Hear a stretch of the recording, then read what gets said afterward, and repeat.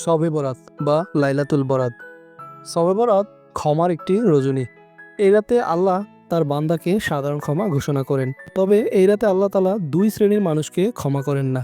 তারা হলেন যাদের অন্তরে হিংসা বিদ্বেষ লালন করে এবং যারা মুশরিক বা শিরকে লিপ্ত। মুআজ বিন জাবাল রাদিয়াল্লাহু তাআলা থেকে বর্ণিত, নবী করিম সাল্লাল্লাহু আলাইহি সাল্লাম ইরশাদ করেছেন, আল্লাহ তাআলা রাতে অর্থাৎ শাবানের 14 তারিখ দিবাগত রাতে তার সৃষ্টির দিকে রহমতের দৃষ্টি দেন এবং মুশরিক ও বিদ্বেষ পোষণকারী ছাড়া সবাইকে ক্ষমা করে দেন। সহিহ ইবনে হিব্বান।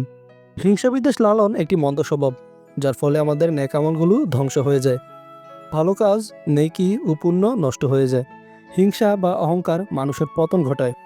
এ প্রসঙ্গে রাসূল সাল্লাল্লাহু আলাইহি সাল্লাম বলেছেন, হিংসা থেকে সাবধান, কেননা হিংসা নেকিকে এমনভাবে ধ্বংস করে যেমন আগুন লাকড়ি ধ্বংস করে। আবু দাউদ।